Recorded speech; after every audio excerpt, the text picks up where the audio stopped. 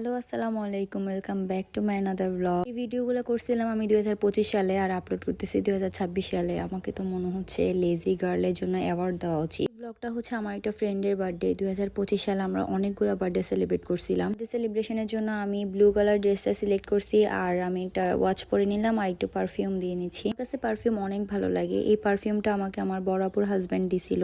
তো এই পারফিউমের স্মেলটা অনেক সুন্দর। রেডি হয়ে আমি আমার ফ্রেন্ডের সাথে বের হয়ে গিয়েছিলাম একটা সিএনজি নিয়ে। আর যাওয়ার পথে আমি রাস্তা থেকে একটা গোলাপ ফুলও কিনে নিয়েছি, কারণ আমার গোলাপ ফুল অনেক বেশি পছন্দ। গোলাপ ফুল না, আমার কাছে যে কোনো ফুলই অনেক বেশি ভালো লাগে। আমরা সবাই মিলে চলে আসছিলাম বারকোডে। এর আগেও আমার অনেকবার বারকোডে আসা হয়েছিল। কোডের ইন্টেরিয়রটাও সুন্দর আর ওদের খাবারও মোটামুটি মজাই আছে। রেস্টুরেন্টে এসেই আমি কিছু ইন্টেরিয়রের ভিডিও করতেছিলাম। আমার কাছে ইন্টেরিয়রের ভিডিও করতে ভালোই লাগে। যে কোনো রেস্টুরেন্টে গেলেই আমি ইন্টেরিয়রের ভিডিও করা ট্রাই করি। একটা কর্নারে বসে একটা ভিডিও করছিলাম, আমার কাছে ভিডিওটা অনেক ভালো লাগছে। এরপরে আমরা তিনজন মিলে একটা মিরর ভিডিও করছিলাম। সেদিন আমরা সবাই 3 পিস পরছিলাম। ভিডিও করার পর আমরা সবাই মিলে ডিসাইড করলাম যে আমরা আসলে কি খাবো, কারণ যেহেতু লাঞ্চ টাইম হয়ে গেছে অবশ্যই রাইস খাওয়াটাই বেটার, তাই আমরা সবাই রাইস আইটেম নিয়েছিলাম। আমাদের সেদিন এতই খিদা লাগছিল যে আমরা কেকটা নিয়ে আসছিলাম, ভাবছিলাম কেকটা খেয়ে ফেলবো আগে, পরে দেখি আমাদের খাবার চলে আসছে, তাই আমরা কেকটা রেখে দিয়েছি। আবার খাবার আসার সাথে সাথেই সবাই প্লেট নিয়ে খাওয়া শুরু করে দিয়েছে, কিন্তু আমি বসে বসে ভিডিও করতেছিলাম। এরপরে আমিও আমার খাবারটা খাওয়া শুরু করে দিয়েছি। সবাই বসে বসে গল্প করতেছিলাম আর খাওয়া দাওয়া করতেছিলাম। সবাই তো অনেকটা খেয়ে ফেলেছিল, কিন্তু আমি এখনো মুখে দিনে খাবার, আমি এখনো বসে বসে ভিডিও করতেছিলাম। বেশি খিদা লাগলে মেবি খাওয়া যায় না, তো আমি যখন খাবার দিচ্ছি তখন আমার আর খেতে ইচ্ছা করছিল না। খাবারটা মুখে দেওয়ার পরে আমার কাছে মনে হলো যে না, খাবারটা মজা ছিল। এরপর আমরা সবাই মিলে গল্প করতে করতে সবার খাবার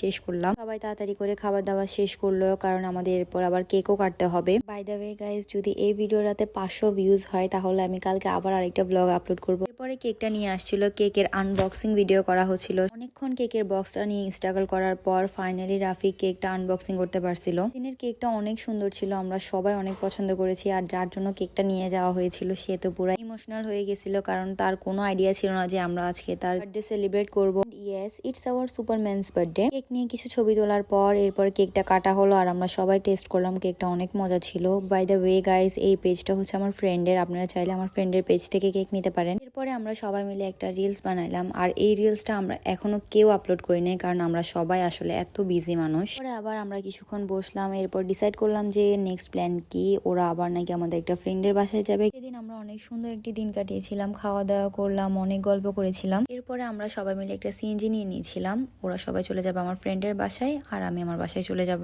আজকের ব্লগটা ছিল এই পর্যন্ত। এই ব্লগটা কেমন লেগেছে অবশ্যই কমেন্ট করে জানাবেন। আর যদি ব্লগটা ভালো লেগে থাকে তাহলে please do like and share. Thank you for watching. আল্লাহ হাফেজ। দেখা হচ্ছে নেক্সট কোনো ব্লগে।